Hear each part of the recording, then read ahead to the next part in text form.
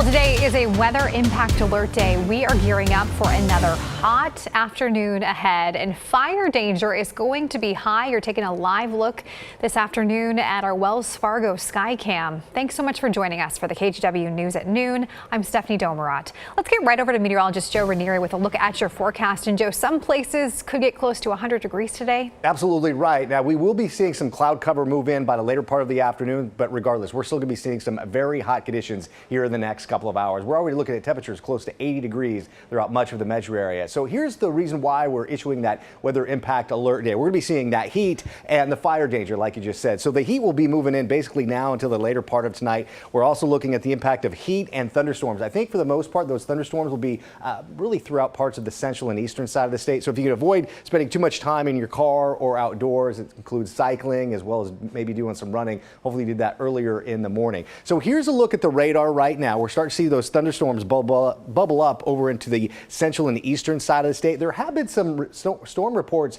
near Medford with some high winds over the last couple of hours, and that could continue heading into the later part of the day and into tonight as well. The watches and warnings look like this. That kind of brownish color you see, that's a fire alert throughout much of the metro area. We also have that heat advisory in place until tomorrow at 8 o'clock. The severe weather threat is going to be basically throughout parts of the central and eastern side of the state, even through parts of the I-5 corridor. I think throughout the metro area tonight, we're going to be relatively quiet, but there's still a small threat of seeing those thunderstorms develop this afternoon and into the overnight hours as well. Coming up in my detailed forecast, I'll talk more about when we'll be seeing some cooler and calmer conditions. All right. Not a good combination. We'll see you in a little bit, Joe, with more on that. Thank you.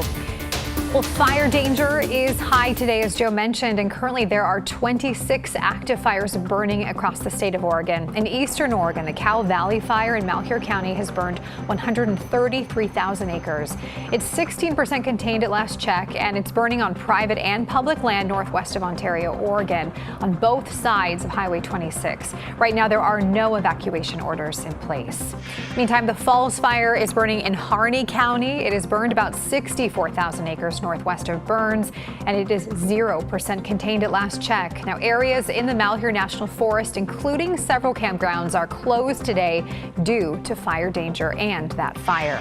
Now, the Large Creek fire in Wasco County has burned almost 19,000 acres and is now 14% contained. Level 3 Go Now orders remain in place. 1,400 homes are threatened by this fire. And new at noon, there is a new case of measles in Multnomah County. Health officials say the person sick is an unvaccinated child who recently traveled to another country where measles are more common.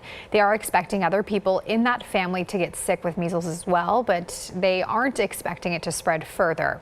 There have recently been other cases of measles in Oregon. An unvaccinated adult and child from a home in Clackamas County got sick last month. And a third case in Marion County was confirmed last month as well. There was also an outbreak earlier this year in Southwest Washington. A small memorial is set up outside a custard shop in Southeast Portland after the owner of the shop, decorated Portland chef Naomi Pomeroy, died over the weekend. According to the Oregonian, Pomeroy drowned while tubing in the Willamette River. Now, friends told the Oregonian it happened near Mary's River Natural Area in Corvallis. The Benton County Sheriff's Office says a woman died in that area when her tube hit a snag and she went under. Now, at last word, crews are still looking for her body. Naomi Pomeroy has a long history in the Portland food scene. She rose to fame with the restaurant Beast, which the Oregonian named Restaurant of the Year in 2008. She also owns Expatriate near Northeast Killingsworth. Pomeroy was later named one of Food and Wine's best new chefs and won the James Beard Award as best chef in the Pacific Northwest. She also fought for legislation to help restaurants during the pandemic, working with Oregon Congressman Earl Blumenauer. In a statement, he wrote, quote, "Naomi was not just a fabulous chef and entrepreneur, but an amazing human being. Her impact went far beyond Portland, helping establish our leadership and reputation for food excellence. She will be greatly missed." Michael Russell, a restaurant critic at the Oregonian, says Pomeroy always stood for what's right. She was someone who was never afraid to speak her mind and always spoke the truth and, knew how to stick up for herself and who she was and what she represented. Chefs and fans have been posting tributes to Pomeroy online, saying she reinvented Portland's food scene. Pomeroy was 49 years old. The Washington County Sheriff's Office says a father died while he was trying to keep his child afloat in the Tualatin River. Investigators say on Sunday, 42-year-old Jeremiah Baldwin went under the water and didn't resurface. People nearby were able to help rescue the child. Now, later crews found Baldwin's body. Baldwin was not wearing a life jacket at the time. Police have identified 20-year-old Asher Mendez as the man who was shot and killed at Selwood Riverfront Park in southeast Portland Friday night. Police say a lot of people were in that area when the shooting happened, but left without talking to officers. Anyone who may have witnessed what happened or has any information is asked to contact Portland Police. Today, the first phase of the Peace Health Southwest's emergency department's expansion is open for patient care. The new facility doubles the size of the current emergency department, which Peace Health says is considered the busiest on the West Coast. It'll also feature enhanced security systems and a more private setup for rooms. Now, phase 2 of the emergency department construction will begin soon and is expected to be finished in early 2026.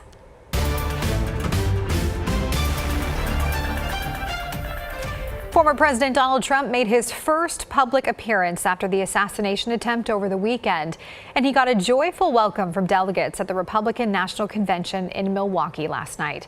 NBC's Hallie Jackson has a look. Overnight, Republicans roaring at the first glimpse of former President Trump in the convention hall. Donald J. Trump. His bandaged ear clearly visible in his unscheduled appearance. The crowd mirroring the moments after Saturday's assassination attempt when Mr. Trump pumped his fist and mouthed the word fight. The former president, for the first time, appearing alongside his newly picked running mate, Ohio Senator J.D. Vance. The 39-year-old first-term senator applauded on the convention floor. The GOP ticket now official after the candidates formally received enough delegates to claim the nomination. The Republican nominee for President of the United States of America. Despite the celebration, the shadow of the assassination attempt looming. The former president's son, Eric, with Savannah. Do you think your father is reconsidering some of his own rhetoric on the campaign trail? Yeah, probably on both sides. I think everybody's rhetoric just needs to change. It does. No one can stop the United States of America if we're together. And I think so much of the tone of this whole convention is going to be exactly that. Former President Trump says he's now preparing a convention speech that's more unifying, as opposed to what he described to the Washington Examiner as an initial rip-roarer against President Biden. On day one of the RNC, the party looking to make inroads with traditionally Democratic-leaning groups like union workers. It's an honor to be the first Teamster in our 121-year history to address the Republican National Convention. And the selection of Vance as Mr. Trump's running mate, a signal the campaign is looking to boost turnout in key battlegrounds. The senator telling Fox News the president told him, "You can help me in some of these Midwestern states like Pennsylvania, Michigan, and so forth." The author of Hillbilly Elegy and a Marine veteran seen as the next generation of the MAGA movement. His name already added to the campaign plane. And that was Hallie Jackson reporting for us. Meanwhile, Oregon Republican delegates at the convention say they are grateful to be there. And there's a feeling of unity among the GOP. Dan Mason is the Republican Convention's national committeeman for Oregon. He talked with us over the phone on Monday afternoon.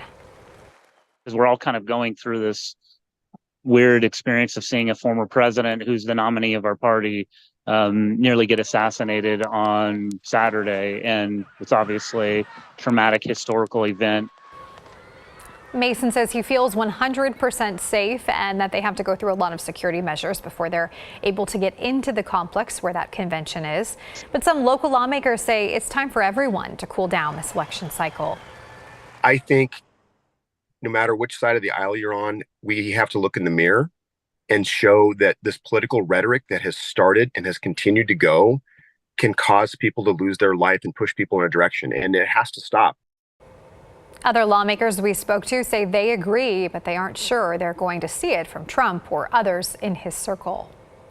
Meanwhile, President Biden sat down yesterday for an interview with NBC's Lester Holt. He says he plans to stay in the race and that he is confident in the Secret Service. When asked whether there was a security failure that led to the assassination attempt on Trump, he says they're looking at all angles. I've sat down in a situation room downstairs. The Secret Service, the FBI, the national security agencies, the Homeland Security, all the major elements. And there's two pieces of this too. And it's not an excuse, it's just nor an explanation. There's a major piece of this relates to domestic, local law enforcement. They play a large role.